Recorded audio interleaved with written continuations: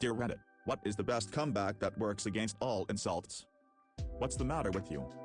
They can come up with a response, but it would usually be very short and not well thought out and actually make them ponder on why they decided to say that in the first place. If you haven't figured out by this point in life that nobody cares about your opinion, I don't know what to tell you. Being in the trades gets you some good practice in comebacks. I'm an electrical apprentice, and when I first started there was a bit of hazing and teasing from the journeyman. It never got too bad, mostly a lot of talk. One in particular was kinda on me one day, and since he was fairly young, just recently licensed, I just responded like, did someone treat you like this when you were an apprentice? Do you have some unresolved issues? Do you need a hug? Oddly, he never really responded, but I didn't have any trouble with him anymore.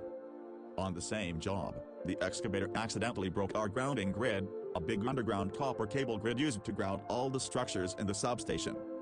So, I had to jump down, in the rain, into the hole to patch it up. It was wet and muddy, but I was wearing a full rain suit. Another, older, journeyman who was my foreman and had worked for my father more than once made a sarcastic remark along the lines of, "We should take a picture, wouldn't your daddy be proud?" I just looked up at him and said, "Well, I'm doing my job, I'm doing it well, and I'm not moaning and complaining about it." Yeah, he likely would be proud. I also had another apprentice yell at me, "Stop talking to me like I'm a fucking moron," to which I responded, "Stop talking to me like you're an effing moron." I did kinda provoke him, but he was being really dense. I like this one actually. I feel like it's the least argumentative comeback here. Deflecting people or responding with the witty thing can just rile them up. Source: Psycho Family, as they take it the same way as being ignored. This one gives a sort of illusion that you accept what they've said and have already moved on from it. Like, "I heard what you said, I've taken it in, and I let it go," before the bully really has a chance to process it themselves. I feel like there's still room for reconciliation after this response. It's important to remember the other person in these situations. Not because we should be empathetic towards their abusive choices, but because we should be empathetic towards their lead-up emotions. My 5-year-old says mean things sometimes because he hasn't practiced patience and understanding enough. He's learned how to properly react, but he's not mature enough to utilize it properly every time he gets worked up. This is not unexpected of a 5-year-old. A lot of people much older than 5 also are similarly emotionally immature. My husband didn't have much practice with patience before he met me. 10 years later and he's all mellowed out. I'm not perfect of course, but I am confident in my ability to stay cool in the face of craziness, which helps me remember to think of the other person. When my husband used to get irrationally upset about tiny things, and then redirect that upsetness at me, I always considered that he may literally never have had the chance to learn these things before meeting me. He was, emotionally, a 5-year-old. I can't expect greatness until he's had the opportunity to learn how to be great in the first place. Although, I don't put myself through abuse for the sake of another person's learning experience.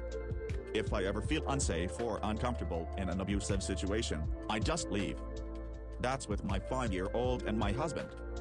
I always tell my son, "You've got a little body, but huge emotions, so sometimes they spill out a little bit. I don't want you to hurt me and regret it later. As soon as you're done letting those emotions out, I'll come in and hug you, just yell for me."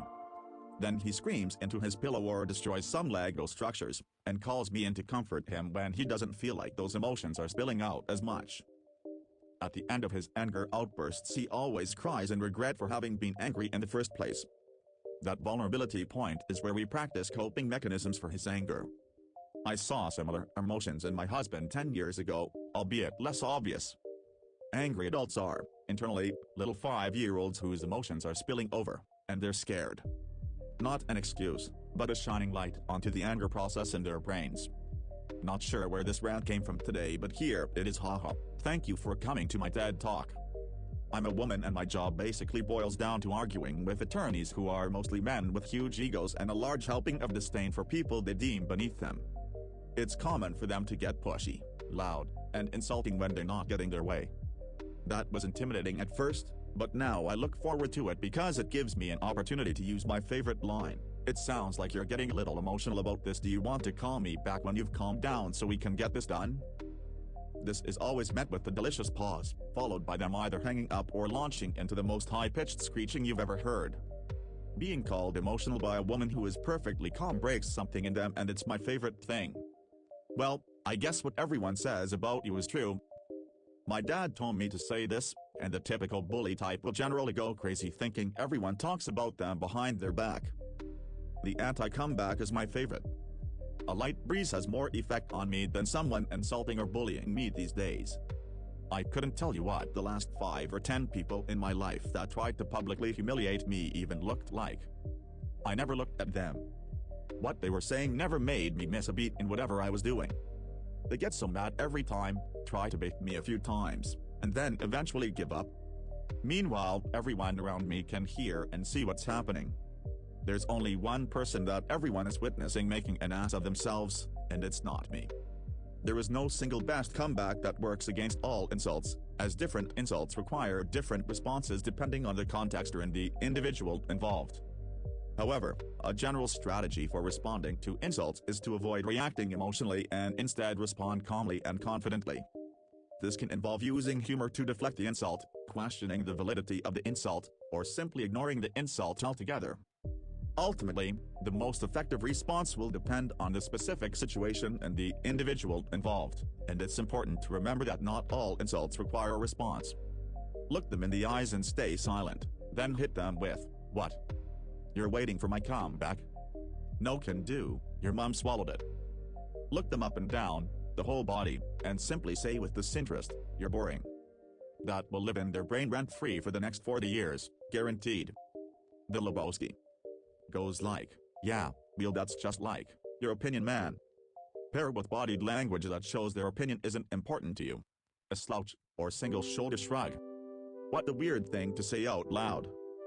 Don't clap back, make them realize they aren't likable. First of all, brush your teeth typically makes them not speak for at least 2 days.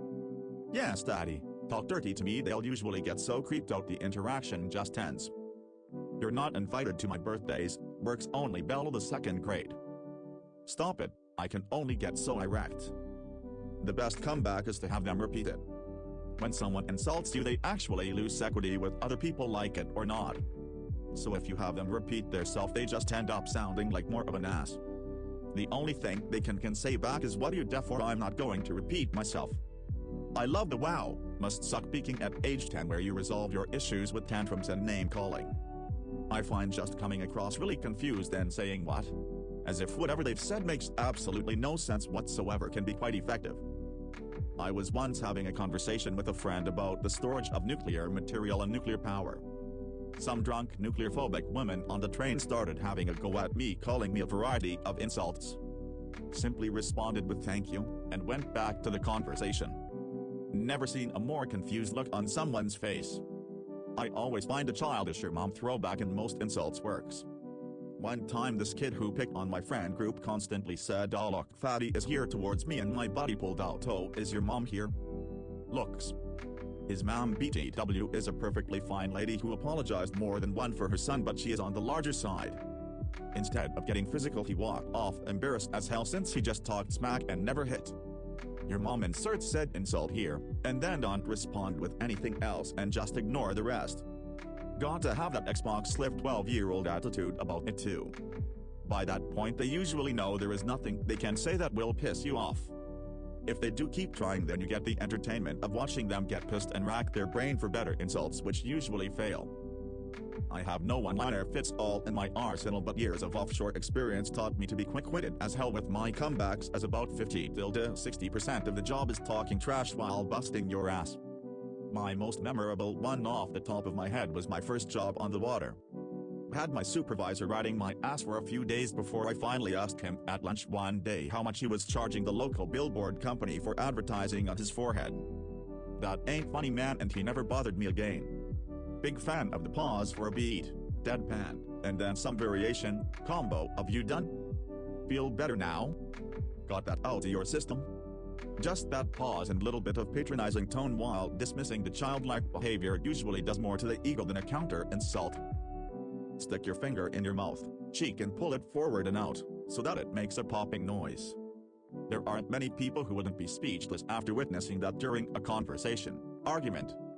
Just laugh out loud.